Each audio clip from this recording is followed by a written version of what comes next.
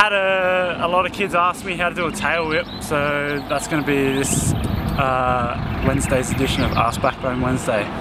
So first thing you want to do is I want to try and explain this properly.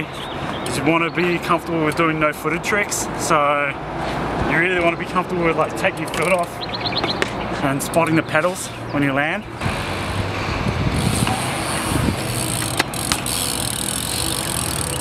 Yeah, so you just want to be comfortable with looking where your pedals are and bringing your feet onto your pedals. And then tail whips really come down to a few different like levels and steps. So the first thing would be that you just want to be comfortable with being able to throw your bike around. You just want to get used to bringing the bike around and having it land next to you. So I'll do that and then I'll explain how I did it.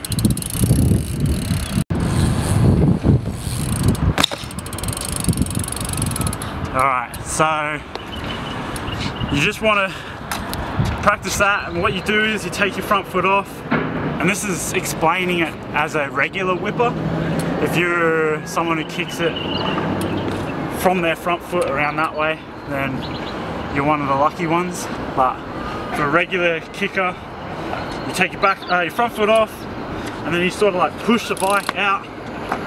And you really just want to practice bringing your arms towards, like beside you, because bikes up here, it's just not going to come around to where you'll be able to put your feet on the pedals. So if you put the bike beside you, the flatter the bike is spinning, the better it is to put your feet on the pedals. The higher it is, the harder it is. So you have to just continue to practice that. So I'll do it again so you can see. The way to practice is literally just standing here, and you just want to practice bringing your arms around and beside you. I always think about like doing like a triangular motion, and the triangular motion is going to help the bike to come around but also to stay in close to you. So after you've practiced the tail whipping motion and you start doing it on a fly out, you want to have a mellower quarter pipe rather than a steeper one, just because it's not going to pop the bike up as much. You're going to be able to be over it better. So that's definitely next tip would be a mellower quarter, not a steeper one. And you just, as you come up the lip, just kind of wait a little, just a second, and just scoop your leg around and really like wrench it around. It's going to take quite a few goes to get the bike around. But you just want to keep practicing it until it lands beside you. And then the next step would be to try and put your feet on. But what I find is the easiest way is when you are landing with the bike beside you, you just want to come that little bit extra and just have that front foot out. You just want to practice trying to land with your front foot on, because then you've got your back foot to stabilize you in case you fall.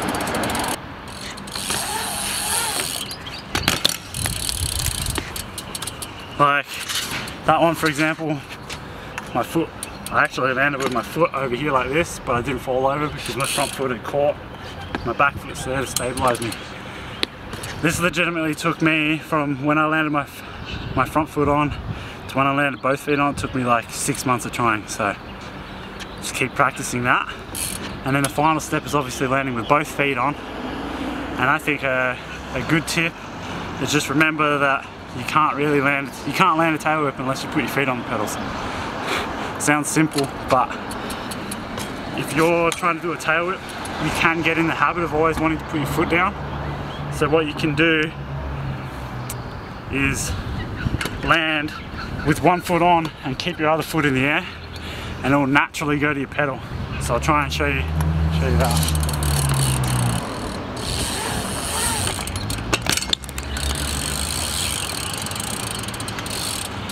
So that was honestly one where I just tried to keep my other foot in the air, and just because your feet just naturally want to go back to the pedals, like your other foot will just land on the pedal. You've left your back foot off, you're just trying to keep it up in the air, and your foot should go to the pedal. Now you can just continue to practice that until it becomes where you're just aiming for both pedals. I think, like, I'm sort of from the tail whip era that is like aiming for that front foot. And I still think that's the easiest way rather than trying to like pounce on your cranks, which seems to be the more modern day of tail whipping. I just think that it's easier to aim for the front foot, and then, you know, once you are feeling comfortable, you can then put your back foot on while you're still in the air. Now, some common issues with tail whips is not leaving enough time from when you go off the lip to when you actually start doing a tail whip. And what can happen is it stops your tail whip, or it's called flopping a whip. And this is what it'll look like.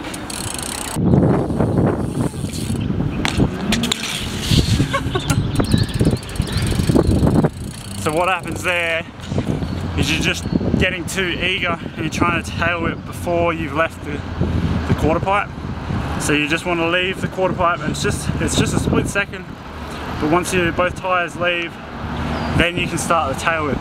And that actually helps with keeping your bike level as well, because the earlier you do a tail whip, the more upward it is. And then same goes with if you start to do a tail whip over something like box jump or a dirt jump, then you leave that delay, you leave that moment even longer, so you wait and then kick the tail whip. Just remember, first thing would just be to practice them on flat ground, getting used to that tail whip motion, and then going into having a tail whip land beside you. Keep practicing that so that you're landing at the same time beside the bike,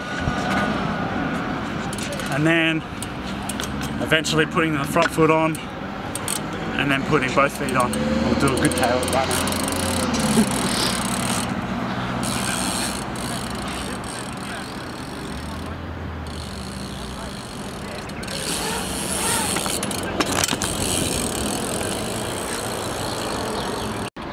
One more tip, I reckon, would be just to wear like a high top shoe. And the reason why is just because when you're aiming for the crank or aiming for your pedals, you can like really whack your ankle just onto your crank. So high top shoes prevents that. Thus concludes this Ask Backbone Wednesday. If you've got any comments or thoughts or personal tips that have helped you land tail whips, then comment on the video, and I hope you enjoyed watching it. See you next Wednesday.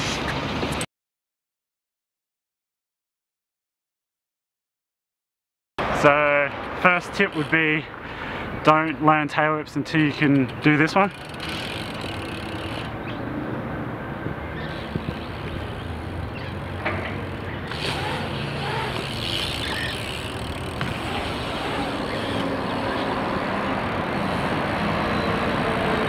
Just kidding.